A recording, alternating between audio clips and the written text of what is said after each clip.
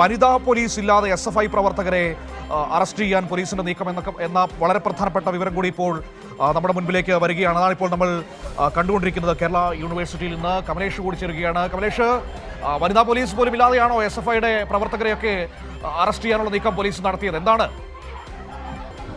കമലേഷ്, കേൾക്കാമോ? ഇപ്പോൾ പ്രതിഷേധത്തിനൊടുവിൽ ഒന്നോ രണ്ടോ വനിതാ പോലീസ് ഉദ്യോഗസ്ഥർ അങ്ങോട്ടേക്ക് എത്തിയോ? ഇതാ വിദ്യാർത്ഥികളെയൊക്കെ വലിച്ചിഴച്ച് കൊണ്ടുപോകുന്നത് കാണാൻ കഴിയുന്നുണ്ട്. വലിയ പ്രതിഷേധം ഉയരുകയാണ് ഇപ്പോൾ കേരള യൂണിവേഴ്സിറ്റിയിലാണ് ഇപ്പോൾ നമ്മൾ കണ്ടുകൊണ്ടിരിക്കുന്നത്. തുടരെയുള്ള പിഴവുകൾ, ആ പിഴവുകൾക്കെതിരെയാണ് അവിടെ SFIയുടെ വലിയ പ്രതിഷേധം ഉയർന്നത്.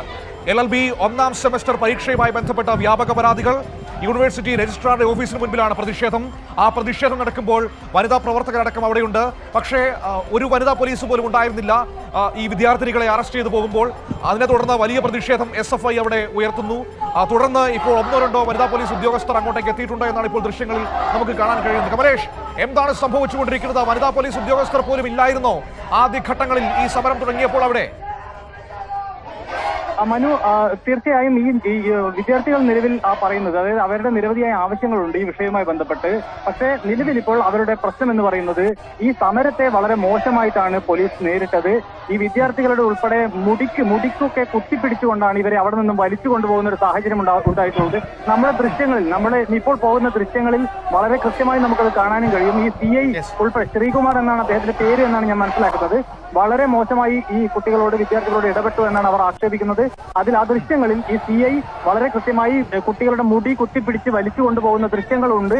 ആ ദൃശ്യങ്ങൾ നമുക്ക് വളരെ കൃത്യമായി പ്രേക്ഷകർക്ക് മുന്നിൽ വെക്കാൻ കഴിയുമെന്നുള്ളതാണ്. ഏതായാലും വലിയ ഒരു പോലീസ് അതിക്രമം ഈ യൂണിവേഴ്സിറ്റിക്കകത്ത് ഇന്നിപ്പോൾ ഉണ്ടായി എന്ന കാര്യത്തിൽ യാതൊരു തർക്കവുമില്ല.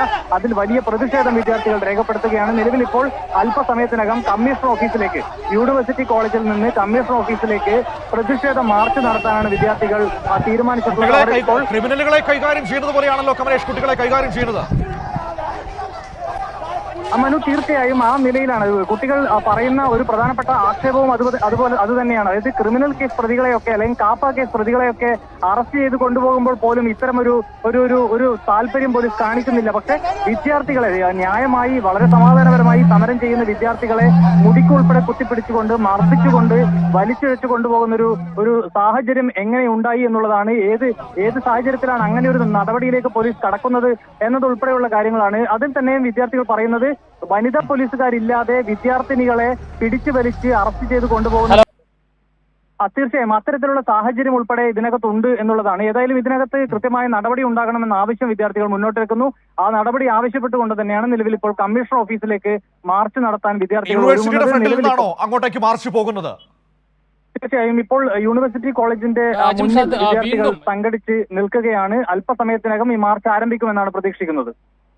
ശരി, ഞാൻ ഏതായാലും അല്പസമയത്തിനകം തന്നെ കമലേഷിലേക്ക് മടങ്ങി വരാം. വലിയ പ്രതിഷേധം അവിടെ തുടർച്ചയായി കേരള സർവകലാശാലയിൽ ഉണ്ടാകുന്ന ഈ ക്രമക്കേടുകൾക്കെതിരെ SFIയുടെ ഭാഗത്തു നിന്ന് വരുന്നു. LLB പരീക്ഷയിലടക്കം വലിയ ക്രമക്കേടുകൾ നടക്കുന്നു. അതിലെ പ്രതിഷേധം ഉയരുന്നു. പ്രതിഷേധം ഉയരുമ്പോൾ ആ പ്രതിഷേധത്തെ പോലീസ് കൈകാര്യം ചെയ്ത രീതിയാണ് ഇപ്പോൾ വലിയ വിമർശനങ്ങൾക്ക് ഇടയാക്കിയിരിക്കുന്നത്. കുട്ടികളുടെ മുടിക്കടക്കം കുത്തിപ്പിടിച്ച് വലിച്ചു കൊണ്ടുപോകുന്നതാണ് കാണാൻ കഴിയുന്നത്. ആദ്യഘട്ടങ്ങളിൽ വനിതാ പ്രവർത്തകരെ അടക്കം മാറ്റുമ്പോൾ വനിതാ പോലീസ് ഉദ്യോഗസ്ഥർ പോലും ആ പ്രദേശത്ത് ഉണ്ടായിരുന്നില്ല എന്നതാണ് വലിയ ആക്ഷേപമായി ഇപ്പോൾ കുട്ടികൾ SFI പ്രവർത്തകർ മുന്നോട്ട് വച്ചിരിക്കുന്നത്. ക്രിമിനലുകളെ കൈകാര്യം ചെയ്യുന്നത് പോലെയാണ് SFI പ്രവർത്തകരെ കൈകാര്യം ചെയ്തത് എന്ന ആക്ഷേപമാണ് വന്നിരിക്കുന്നത്.